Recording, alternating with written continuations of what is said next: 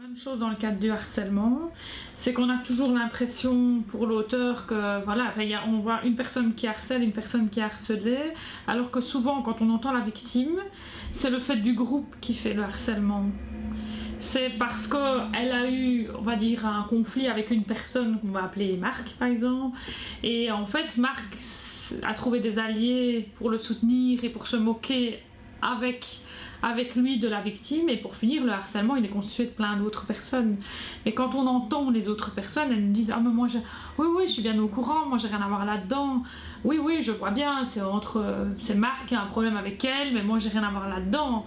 Et en fait si, à plusieurs reprises ils se sont retrouvés à plusieurs contre elle, ils se sont moqués ensemble d'elle, ils l'ont attendue à la sortie alors qu'il y avait eu déjà par le biais on va dire de Facebook ou peu importe quel autre outil des menaces en disant on t'attendra à la sortie, on te fera la peau. Et donc ils ont l'impression que juste parce qu'ils sont acteurs passifs ils n'ont rien fait.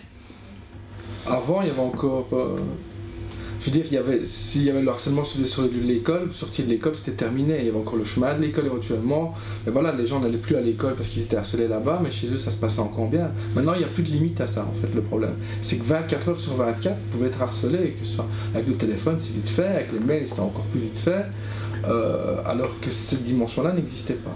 Il faut aller déposer plainte. Et donc, les différents procès-verbaux qui sont rédigés par les services de police sont transmis au sein des parquets, et donc à ce moment-là, nous, on informe, ce qu'on appelle informer, donc c'est-à-dire qu'on fait l'enquête, on fait entendre les auteurs, on fait entendre les témoins s'il y a des témoins, et quand le dossier est complet, à ce moment-là, on l'oriente. On prend la décision de dire, voilà, je vais demander plutôt une médiation, je vais plutôt saisir le juge, ou j'estime qu'il n'y a pas assez d'éléments, je classe le dossier. Mais de toute façon, la plainte reste là. Donc si même par la suite, je classe un dossier parce que j'ai pas assez d'éléments, parce que l'auteur a nié le fait et qu'il n'y a pas de preuve, qu'il n'y a pas eu, que la victime n'a pas gardé peut-être la preuve des échanges de SMS ou des échanges de mails, ou, on peut toujours réouvrir le dossier. Il est certain que si par la suite l'auteur venait à nouveau, entre guillemets, harceler la victime en lui envoyant de nouveaux SMS, il suffit qu'elle garde à ce moment-là la preuve de ces SMS-là, et donc elle se rend à la police, elle refait une déclaration complémentaire et on réouvre le dossier. Donc effectivement garder une trace des échanges, l'historique du PC, etc. Tout ça peut servir au niveau de la justice. Okay. Simplement dans les échanges d'SMS, il y a des gens qui font tout simplement, qui reçoivent un SMS et qui photocopient leur écran avec le SMS échangé. On voit le numéro qui apparaît et on voit le message, le contenu du message. Donc c'est simplement ça. Et les mails, ils impriment les mails. On voit aussi qui a envoyé le mail. Procéder à des perquisitions au sein des domiciles, aller chercher donc des auteurs, bien sûr, aller chercher les ordinateurs, les GSM, tout ce qui a pu en tout cas permettre de commettre cette infraction. Et donc on a des services spécialisés qui analysent ces GSM, ces ordinateurs, et qui permettent de remonter en termes d'historique, et peu importe ce qui a pu être effacé en termes de fichiers, on peut retrouver vraiment pas mal de choses.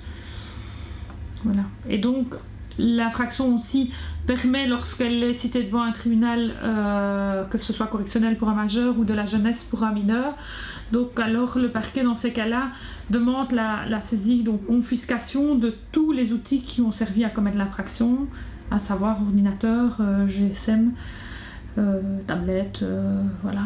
Donc ce sont une confiscation à vie par rapport, l'auteur ne retrouvera jamais ces différents outils. C'est les antécédents, c'est sa vie, c'est comment il est intégré, c'est ce qu'il a fait avant, c'est ce qu'il ne fera pas après. Tout ça est tenu en compte par le juge. Donc c'est exactement la même chose, sauf que là, effectivement, la détermination fera que la peine sera plus lourde ou pas. Mais à l'égard de mineurs, c'est plus poussé, puisque c'est tout son milieu de vie. Parcours, oui. Donc, par exemple, quand c'est en cabinet du juge, il peut demander une mesure pour être éclairé sur le milieu de vie. Donc, ses rapports avec ses parents, est-ce qu'il écoute les règles, est-ce qu'il se soumet facilement à l'autorité, est-ce qu'il va à l'école, est-ce qu'il est ou pas en décrochage, est-ce qu'il a déjà été violent au sein de la famille, puisque parfois on a un fait nous, mais quand on convoque les parents, on se rend compte qu'il y a une multitude de faits entre guillemets cachés ou non dits, parce que c'est peut-être pas évident pour un parent d'aller dénoncer des faits à l'égard de son propre enfant. Donc voilà, il y a vraiment toute une étude qui est faite par rapport à ça, pour prendre la mesure la plus adéquate à l'égard du jeune. Alors ces infractions existent bel et bien et sont poursuivables dans le chef aussi des jeunes. À l'égard d'un mineur, on a différents outils. On peut effectivement envoyer une simple lettre d'avertissement. On peut effectivement aussi faire un rappel à la loi ou par le biais du magistrat ou par le biais du criminologue. On peut envisager une médiation entre l'auteur et la victime ou on peut alors saisir le juge de la jeunesse. Et dans les cas les plus graves, on peut en arriver à un placement du mineur pour les faits qu'il a commis. La personne harcelée se suicide. Quelle peine ont les autres, même s'ils sont mineurs? C'est quoi l'enfermement? C'était ça aussi l'idée. Il n'y a pas une peine plus grave par rapport à la victime. Ce qu'il sera par rapport à la victime, c'est la conséquence financière au niveau du dédommagement. La peine sera énorme au niveau du dédommagement. Donc financièrement, les parents qui sont civilement responsables des jeunes qui seront auteurs de ce fait-là devront payer eux plus.